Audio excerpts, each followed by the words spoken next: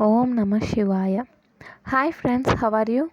In this video we are going to learn about sequence of events leading to inspiration and expiration. Okay? Sequence of events leading to inspiration and expiration. See, summary of mechanics of inspiration and expiration. First, sequence of events leading to inspiration. Diaphragm and other inspiratory muscles contract that cause expansion of thoracic cage. Diaphragm and other inspiratory muscles contract that cause expansion of thoracic cage, which in turn makes intrapleural pressure more negative. This expansion of thoracic cage makes the intrapleural pressure more negative. Okay, this increases transpulmonary pressure. As a result of which inflammation of lungs occur. Okay, if intrapleural pressure more negative, this causes the increase in transpulmonary pressure, because the formula of transpulmonary pressure is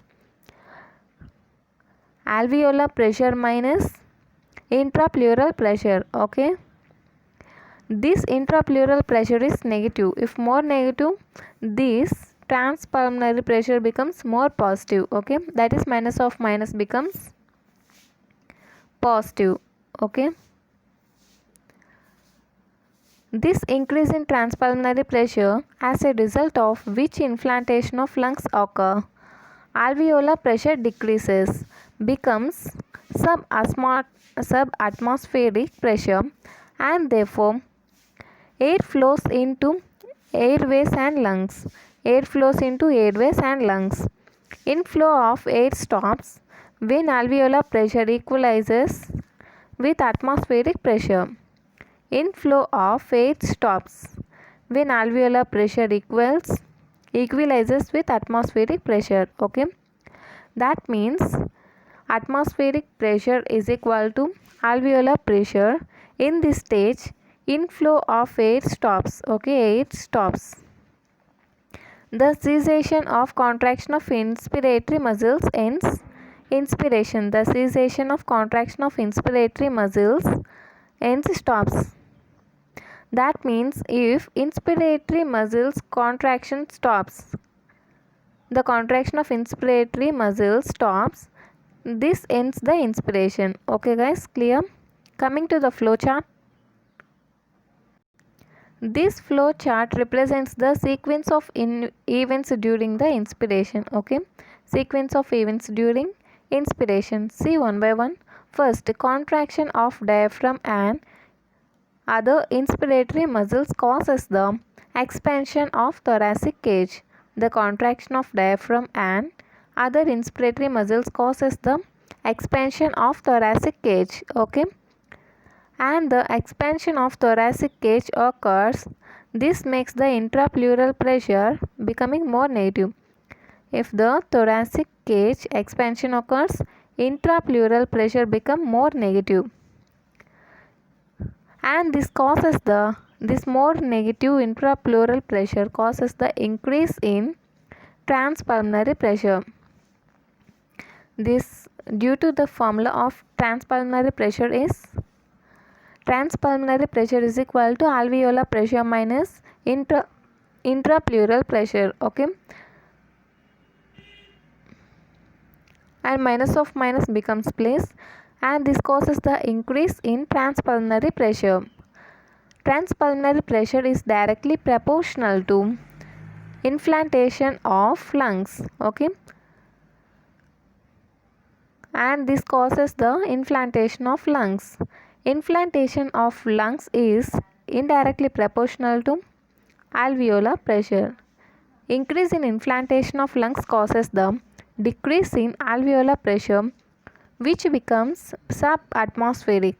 Okay, that means this alveolar pressure is less than the atmospheric pressure.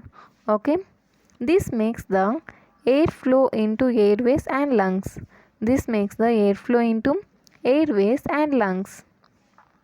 And at last, and the inspiration stops by cessation of contraction of inspiratory muscles ends the inspiration. Inspiration ends by cessation of contraction of inspiratory muscles. Okay, see once again this flow chart. Contraction of diaphragm and other inspiratory muscles causes the expansion of thoracic cage, and this expansion causes the intrapleural pressure becoming more negative, and this more negative intrapleural pressure makes increase in transpulmonary pressure. This causes the inflammation of lungs. Inflammation of lungs makes the decrease in alveolar pressure, and the pressure in alveoli becomes subatmospheric, that means less than atmospheric pressure, and this low pressure in alveoli makes the air flow into airways and lungs, and the inspiration ends by cessation of contraction of inspiratory muscles. Okay, this is about the sequence of events of inspiration. Okay, next, expiration. Sequence of events leading to expiration. Okay, sequence of events leading to expiration. Due to relaxation of inspiratory muscles, rib cage drops. Due to relaxation of inspiratory muscles, rib cage drops. Okay, therefore intrapleural pressure becomes less negative, which decrease the transpulmonary pressure, as we discussed before, like that only. This intrapleural pressure becomes less negative, they decreases the transpulmonary pressure, that means minus of minus become plus. Intrapleural pressure becomes less negative, which decreases the transpulmonary pressure, and lungs that were stretched in inspiration start deflating. Okay, lungs that were stretched in inspiration start deflating, due to which alveolar diameter decreases. Due to which alveolar diameter decreases, the alveolar pressure becomes greater than the atmospheric pressure. Alveolar pressure becomes greater than the atmospheric pressure that pushes air out of the lungs. Alveolar pressure becomes greater than the atmospheric pressure that pushes air out of the lungs. Air flows out of the lungs continues till alveolar pressure equalizes the atmospheric pressure. Air flow out of the lungs continues till, okay, alveolar pressure equalizes atmospheric pressure. Okay guys, coming to the flow chart. This flow chart represents the sequence of events during expiration. Okay, this flow chart represents sequence of events during expiration. First, the relaxation of inspiratory muscles. First causes, that means cessation or relaxation of inspiratory muscles. This causes the dropping of rib cage. Okay, this causes the dropping of rib cage. That means the size of the rib cage is decreased, and this decrease or dropping of rib cage causes the intrapleural pressure becoming less negative. Okay, by dropping of rib cage, intrapleural pressure becoming less negative, this causes decrease in transpulmonary pressure. This causes the decrease in transpulmonary pressure back toward pre-inspiratory level, and this decrease in transpulmonary pressure causes deflation or recoiling of stretched lungs. Deflation of stretched lungs. Next, this causes decrease in alveolar diameter. And the alveolar pressure increases than the atmospheric pressure. Diameter decrease in alveoli, pressure increases. Okay, see here, alveolar pressure becoming greater than the subatmospheric pressure, and air pushed out of the lungs. Okay, air pushed out of the lungs. Airflow expiration continues until alveolar pressure equals the atmospheric pressure. Airflow, that means expiration here, continues until alveolar pressure equals atmospheric pressure. During inspiration, alveolar pressure becomes minus 1 mm Hg. When it is in expiration, alveolar pressure becomes plus 1 mm Hg. Okay. At the stage of, there is no difference between atmospheric and alveolar pressure. There is no net flow between the lungs and outside. Okay. See once again.